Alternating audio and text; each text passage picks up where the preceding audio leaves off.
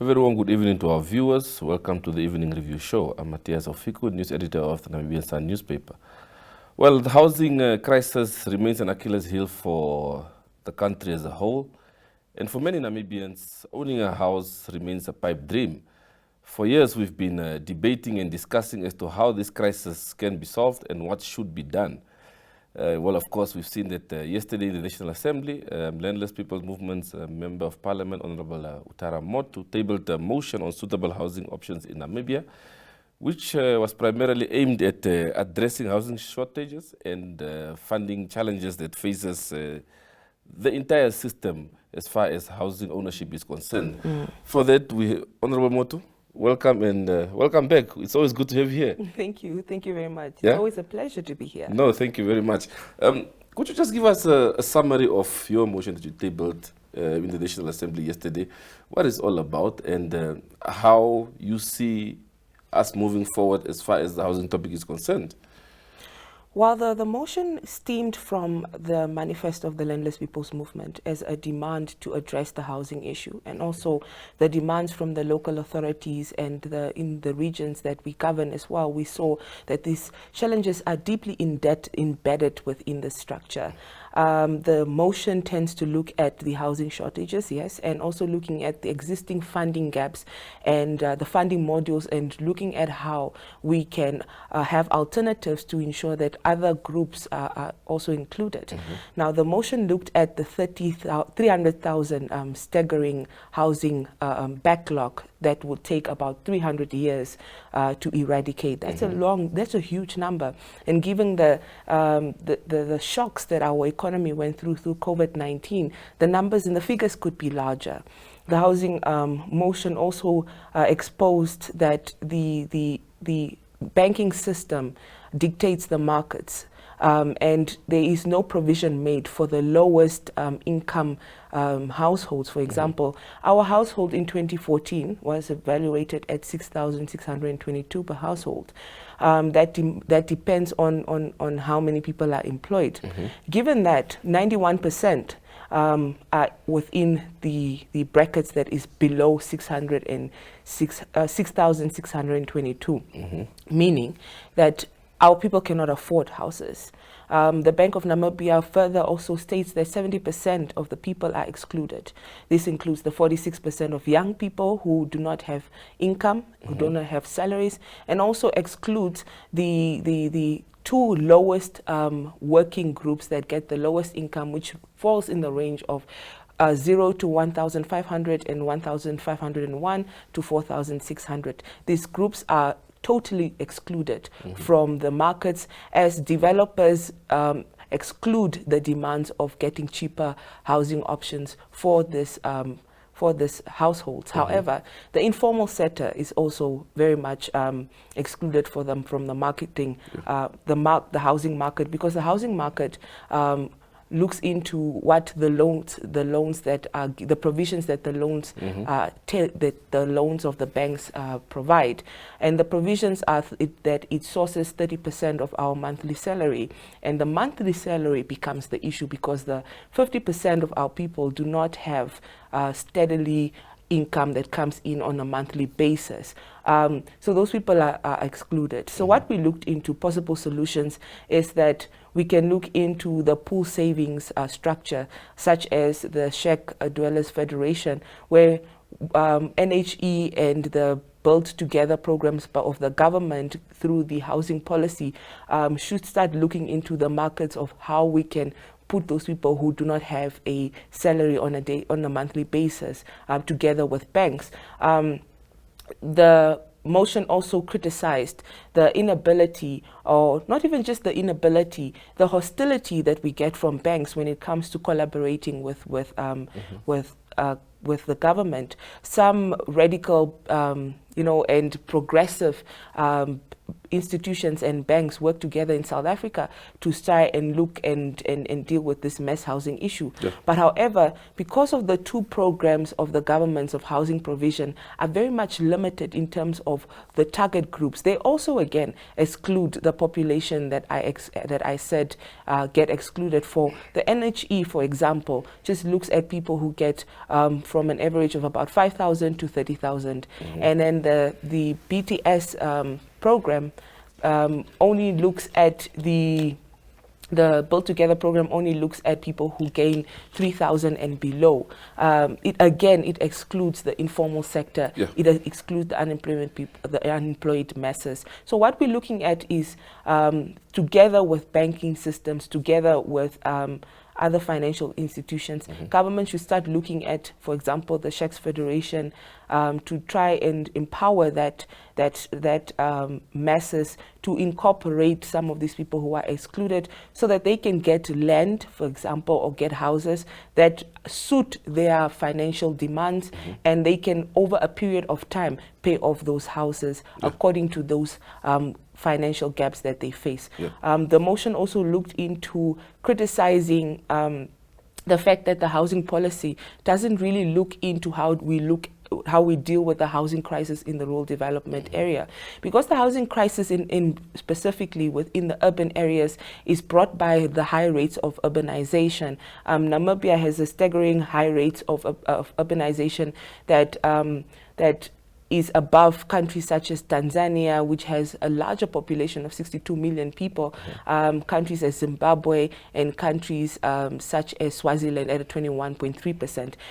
So there is a problem of urbanization, and it creates the proliferation of informal settlement that we're having today. And remember, there are those political statements that our president stated that he wants to eradicate the shacks within 5 years. Till today, shacks have not been eradicated.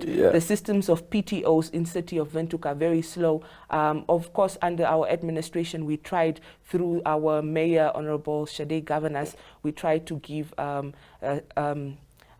number of PTOs, but of course, there was a limitation in terms of also funds. There was a limitation of ensuring that there is a tenure system in place that will collectively give title deeds to these masses, to try and at least give someone a piece of land and a piece of hope. So among all that, the motion also pushed for other alternatives. For example, it pushed for the to look into the legal provision of the Local Authority Act of 1992 to try and reform the legal provision, because that legal provision, especially Section 30, that gives authority to the minister to approve all allocations of immovable property, leads to the fact that there is issues around politics when it comes to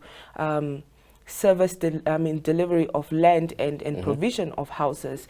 And given that sometimes the minister takes up to 6 months to approve projects of housing schemes within the region, sometimes there is issues of local authorities and regional councillors not having the manpower to do so. And also there are these high expenditures that they have to deal with in terms of the NAM power, NAM water debts. So the shift has moved from building houses to trying to service these loans so that they have enough income flowing within the municipalities. However, this provision also looks into unserviced land. For example, we had in Keetmans, we wanted to, in terms of giving land, we wanted to also look into the provisions of giving unserviced lands to our people, because at most cases people want land. Some people, for example, can afford the servicing of land at a specific period of time. You know, building a house is a years of development. So, for example, if someone who earns 2,500 gets a piece of land, they are able to save over a period of time using obviously housing housing schemes that are suitable to their demands, and they can service the land and build on it. So this was the main issue that we try to look into in some of our constituencies, in Keetmans, etc., Gibeon, etc. But then there was an outcry from the minister, and he gave us threats that if we do so, it will be unlawful given the provision of this act. So this act also, we say that this whole structure is very much capitalist, because firstly, it benefits banks. Secondly, it benefits these developers, because unserviced land is given to developers, but then that same provision doesn't allow for a government individual to enjoy the access of unserviced land. Again, this is an unjust and structural violence that we look into on how the masses are being denied land delivery, sorry. Yeah. And the land delivery issues of obviously the land scarcity, these are some of the issues that we looked into. How can we make sure that we increase land availability for our people? Looking into this provision can also ensure that more people can get land to even just start building infrastructure with their time. The motion also looked into the schemes. For example, it also outlined that the commercial banks shouldn't just end at the point of financing individuals. It should look at building partnerships with government to look at the current provisions of housing schemes that the government has, for example, the NHE. What we see is that there was a constant complaint from government officials that the NHE doesn't have enough funds. The NHE has capacity issues, there's corruption. But however, together with the bank can then come and serve as an advisor to relook at these policies within this the schemes, and then try and see how we can work together to look at this largely populated, unserviced communities that are excluded within the housing market industry. Then also, we can also look into criticizing the fact that the available funding sources also that individuals are having access to, for example, apart from the mortgages, is looking at the microfinancing industry. Of course, it is at a shorter term loan and also has higher interest, so it's much more expensive, but that could be used for some renovations and constructions of housing. But to look at it as a long-term benefit for getting a property, it becomes tricky because of the high interest rates. We also looked into the pool saving industries that, like I alluded to, which is this, like for example, the Sheikhs Dwellers Federation, which is obviously a community-based scheme that looks into outsourcing funds from the community into a savings account that will be used to build houses for these individuals. It's very much progressive, however, but still, because of the limitations that are there, it becomes difficult because building materials are expensive in the country, and also just the access to land becomes a challenge to that group of individuals. So one of the maybe possible financing tools that we looked at is the pension fund, because the pension fund has a longevity and in terms of giving out this loans. It has a longevity, and also it can have lower interest rates to financing that loan, and then also at a longer period to pay off that loan in compared to the bank mortgages. However, it becomes very much difficult because the government currently is directly using some of the pension funds to fund its expenditure, and due to the policies, for example, GIPF and other institutions, it may be difficult for individuals to access the pension funds to fund their real estate demands or desires. So we also looked into criticizing the government for that, because then the government then controls the financial freedoms of people with regarding to their pension funds. Thanks for that summary.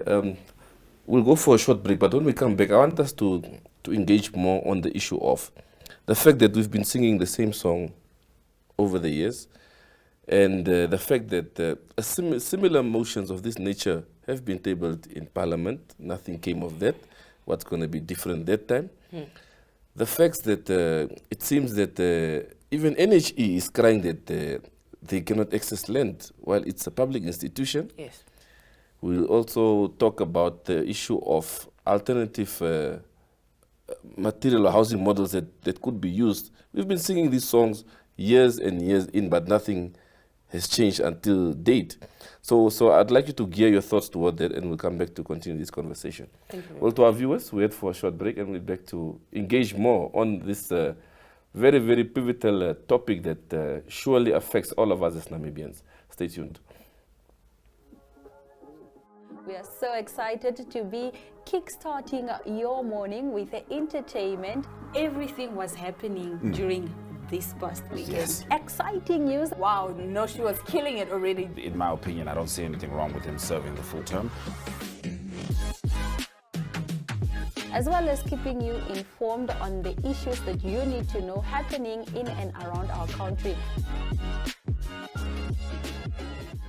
Welcome to What's Cooking, where culinary passion meets expert insights. Somebody must really want to cook and want to cook good food. Immerse yourself in the bustling world of professional kitchens as top chefs create mouthwatering dishes. Join us for in-depth interviews as our host explores the experiences and expertise of our guest chefs. Don't miss out. Tune in to What's Cooking on NTV every Friday at 2100 hours and let the culinary adventure begin.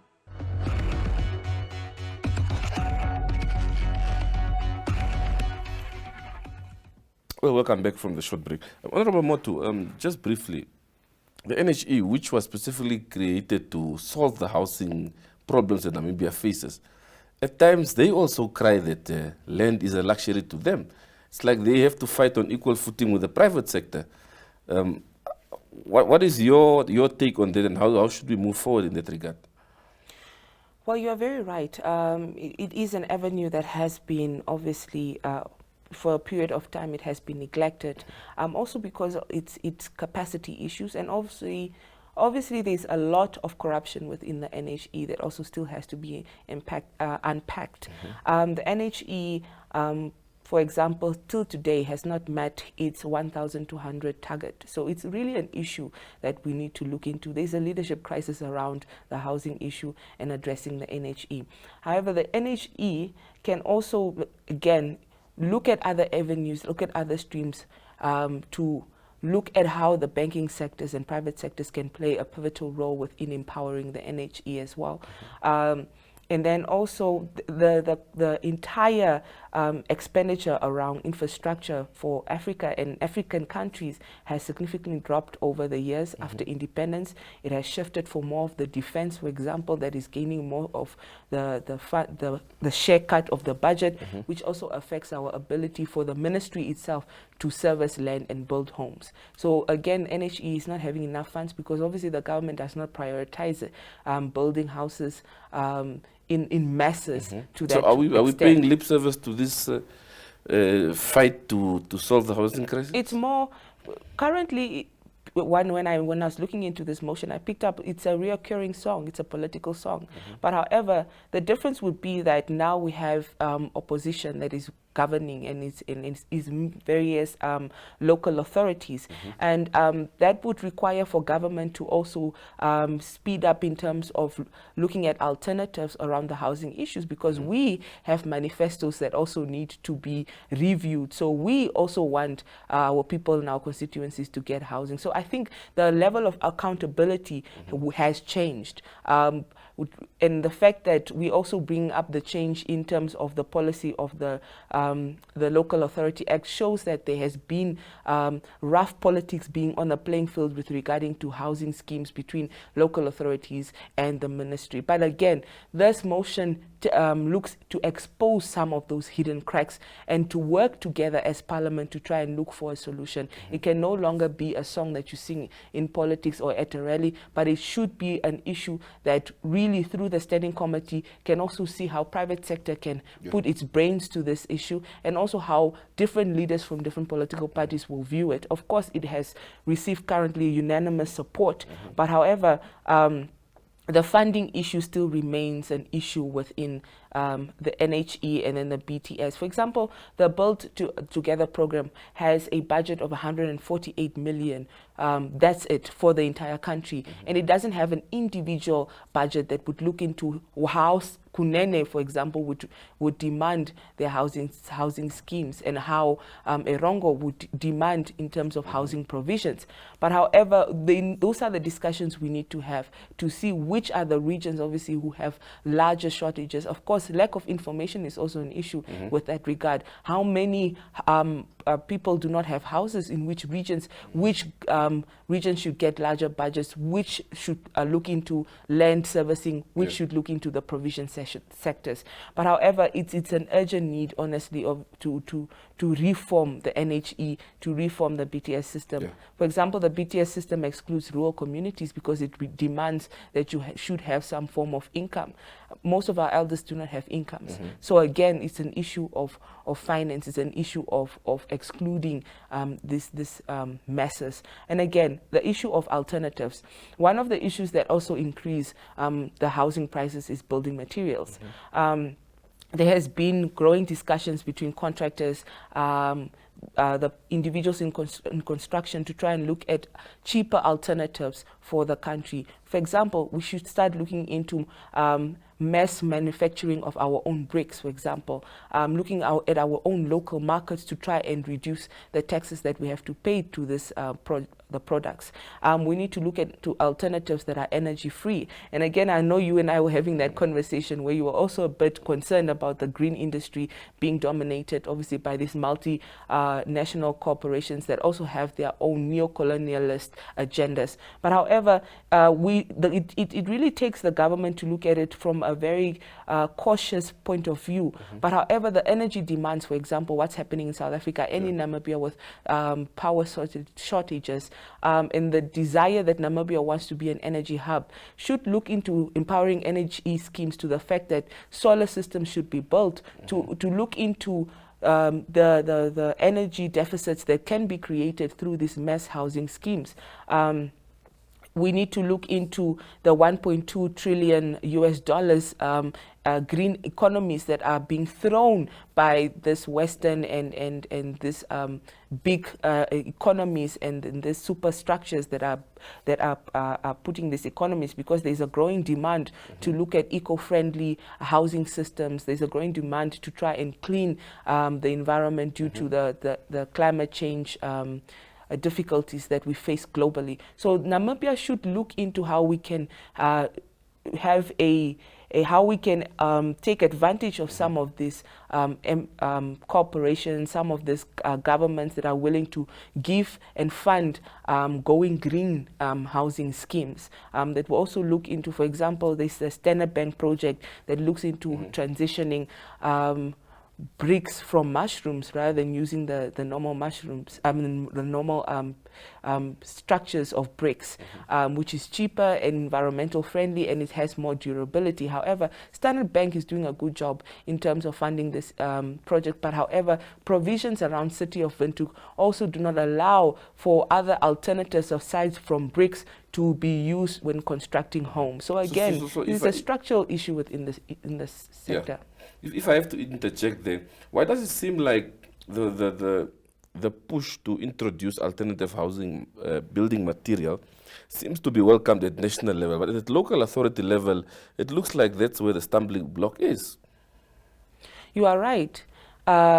Nationally, of course, there's an issue of decentralization, because it may not be that local authorities do not want are not open to these ideas. They are the ones who are actually having the outcry, because they are the ones who have to outsource contractors and not necessarily the national leaders. But however, I think that's just a political statement, because within our research, a lot of local authorities and councillors are actually the ones looking at embassies in Japan, embassies in Finland, to try and look at how they can reduce their cost in building houses. As we're towards the end, land allocation, the current model that we are using, would you say it's people-centered enough? No. And that's the very core push and drive that this motion wants to push. It wants to really ensure that this housing schemes and housing provision becomes people-centered and not really dictated by the markets, because we know that obviously the markets are free and shouldn't have government influence and regulations. But however, that also exacerbates the inequality within housing provision that we are facing today, because again, it excludes the people that need it the most. So then how does government then step in without it being seen to be interfering in the work of the market? Well, it firstly needs to look at regulations around banks, especially to ease financial strains, especially for first-time homeowners. It should look into rent control. There is an act that looks that looks into the rent control. There is a commission for it, but then there needs to be a rent control bill, an act that regulates some of how this homeowners that exploit tenants that are really desperate for housing and safety, and then they increase on a yearly basis, increase the percentage of rent on a yearly basis, and obviously it leads to people not being able to afford rent. So rent control bills, regulating banks to a certain extent, where obviously we don't interfere too much, but some form of regulation should be welcomed by the banking sectors, and ensuring obviously that the banks work together in schemes that look at the masses that do not and cannot necessarily qualify in terms of the provision of the mortgages. So I think those are the levels where the bank can have honest conversations the government can have honest conversation with the banks to try and look at alternatives to balance the playing field in terms of house accessibility, which obviously is a big issue because of the financial strict regulations that are placed within the bank. So